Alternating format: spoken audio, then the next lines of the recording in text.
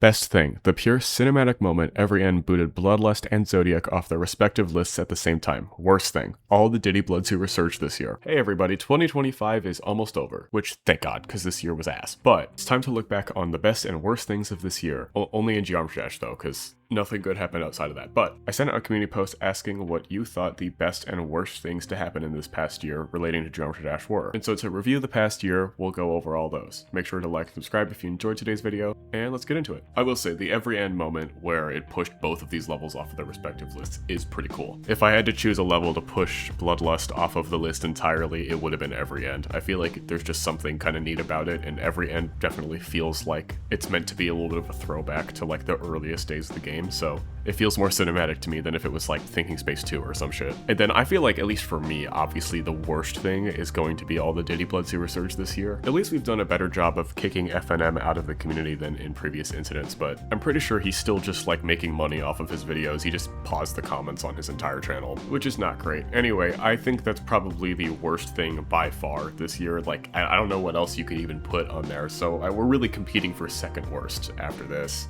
Best thing, actually peak end levels. Worst thing, Rob's lack of activity that has been lasting for months. Scratch that, probably more like years. I swear, it's like 2.2 released, and then this man was like active for maybe 6-ish months. Remember when he said he was gonna add his own version of CBF? Like almost 2 years ago. I feel like it's been crickets since, but the event levels have been pretty cool. I really like most of the event levels. It feels like such a better system than like weekly or daily levels in terms of trying to highlight different levels, because it gives them more time in the limelight and there's like a bigger reward to actually completing them. I still love daily and weekly levels, but oh my gosh, like there's so many of them that sometimes I'll just have like a busy week and completely miss a weekly demon. And I'm gonna be honest, I don't think I've played the daily level in like 2 months. Best Space Gauntlet Contest. Worst Space Gauntlet Contest results. I didn't follow like almost any of the Space Gauntlet stuff. I haven't even played the actual Space Gauntlet. I probably will. There's 2 of them, I'm pretty sure, but I heard way too much about the drama and I was kind of like, I don't want to like even form an opinion on this. Best Zoink face reveal. Worst FNM getting exposed. I really do love how Zoink has really stepped up into being this major community figure as like a top player, but also a content creator. It's something that I kind of was wishing that we would get more of, because Technical and Nepesta haven't been as active as they used to be for, you know, a few years now. And I'm glad we're starting to really get that again. I mean, Zoink very clearly has a lot of passion for the game, and he is a furry, which is an accurate representation of this community. I will say, with FNM getting exposed, I'm kind of just like, I'm wondering if I should just never use Showcase. Like, you know what? What if all my videos were just a blank screen for 8 minutes? What if that was, like, I feel like we have Nexus, we have XN, and we have GD Cosmo, but like, between just a GD player, FNM, and Viper, and it's kind of like, we're like 3 for 6 on this right now, in terms of showcase channels, so not exactly the greatest. Best increased popularity spike of the game thanks to people like Jinxie, Joe Bart, and more. Worst, I dropped my McDonald's fries on the ground while it was raining. That sucks. I don't know if it's worse that it was raining, but it adds to the mood, so I think that was an important detail. But yeah, the increased attention on the game I think is really cool. 2.2 was also a big catalyst for stuff like that. I feel like the only thing I wish that it would also add to the game is I was hoping that maybe with that increased popularity we would get more people who would become more permanent like creators in the game. But to be fair, the people who have been playing Geometry Dash more competitively or are more invested in the community usually have been invested like that for like at least 5 years or something. So it's kind of a hard thing to get into when you're getting into a community with people who have beaten things like extreme demons and created things like anything that shows up in the Space Gauntlet.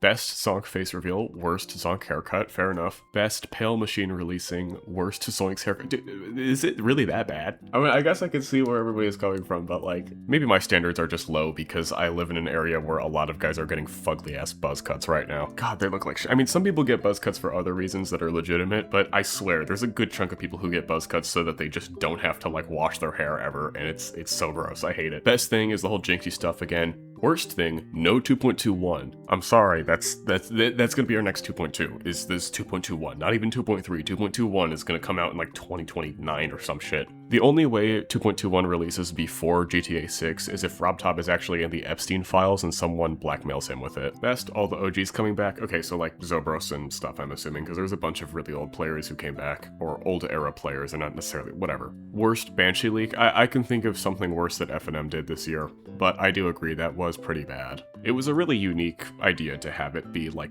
such an old style verification. I'm really sad that that got messed up. I will say, I'm at least glad that I started to phase out F&M's showcases when I did that, because it kind of set me up well for the next couple months. But yeah, it really was unfortunate. I will say, at least there's been less, like, CBF drama this year, at least it feels like, maybe because it's not as novel anymore. I mean, less content for me, but also, I don't think I would have made more videos on CBF, even if there was. Best thing, interviews with top players, really got to know them, or the recent growth and popularity of the community. Worst, brain rot YouTube short levels. Yeah, the brain rot levels are pretty bad. I did a whole video on YouTube brain rot from JD Shorts, and I hope that video was entertaining to somebody, because that was actually miserable to record. I thought it would make really good content, and that, you know, I was kind of curious about YouTube Shorts with Geometry Dash and what state it really was in. I didn't know it would be that bad. I will say, in terms of like Geometry Dash YouTube content over this past year, my favorite thing has for sure been the Secret Way interviews, because it feels like a very like laid back and very authentic thing. It feels a lot like a chill podcast that I can just listen to while doing my schoolwork, because it's like meant to be unfiltered in that way, which is really nice, because so much of Geometry Dash YouTube feels like very high production in terms of like how quickly it's edited and all of that. Most channels have videos that are very highly edited and pretty highly filtered, which I think is fine. Like, that kind of content definitely has its place in the community, and especially considering the largely younger fan base that this game has, like, that will appeal to them more. That's just more likely what's going to happen. But it's nice to see the other side of it too, because to me it feels like a lot of that side of the Geometry Dash community that's just sort of relaxed and unfiltered has been sort of lacking recently, up until some of these interviews. I will say, for me, I think the Secret Way interviews have been some of the only Geometry Dash content that I've watched over this past year, other than like Doggy streams and Nepesta videos, and a few other channels. But yes, it is a very cool thing that's come out of this past year. I don't know if they started this past year, but they definitely got popular this past year. I don't know. Best being cool rated levels, worst being the unchanged rating system. Yeah, I think this is a pretty broad, like, agreeable take. I obviously the rating system is bad. I know we've been seeing more levels that aren't 100% up to rating standards, just with a lot of popularity behind them being rated, which I don't think is necessarily a bad thing. Like, I'm okay with Quanti's processing getting rated, or Subsuming Vortex. It's just frustrating because those standards are not going to be equally applied everywhere. Like, the fact Rain still isn't rated after like 5 years or whatever, while it had specifically been going through updates to make it more and more rate-worthy or appealing to RobDob. Like, there needs to be some sort of overhaul. I feel like the whole rated plus tab with the demon list thing is a really big fix, but it is kind of a band-aid solution in the long term.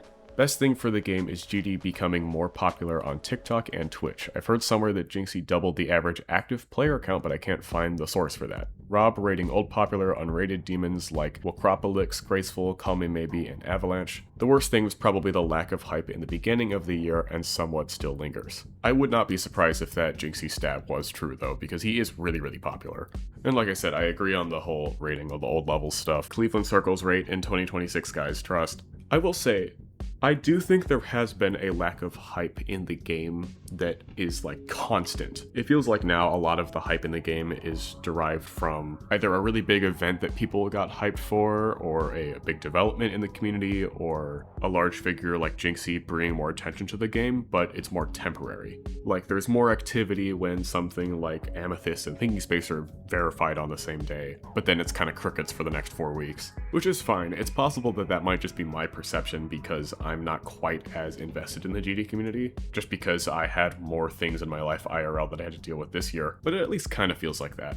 Best thing, Aeon and Person Human doing the funny in the 12 Demons of Christmas. Worst thing, Zeronium just refusing to sing the best part of the song now. Yeah, that was funny. This is why I could never do a 12 Demons of Christmas setup like that. Like, if I had a bunch of friends who were doing that and then we all, like, sort of coordinated, I'd probably pick some bullshit like AX20 or, like, the hard demon that's literally just called a white women. I would legitimately just pick some bullshit, I feel like. Best, TCD reviving GD content, worst FNMO4. Alright. I don't know if I would say TCD revived GD content by itself, but it's definitely a big piece of it. I don't think it's the kind of content for me, but it is nice to see so many people hyped around it. The thumbnails are pretty fucking abysmal though. They're yeah. Hate the game, not the player. Best thing, 2 top 1s in one day. Worst thing, fire in the hole died down. These are both good things, I don't know what you're on about. Alright, that's it for today's video. If you did enjoy, please remember to like and subscribe. Comment down below your favorite and least favorite thing to happen this past year. Thank you all so much for watching, and I will see you all in the next one. Goodbye.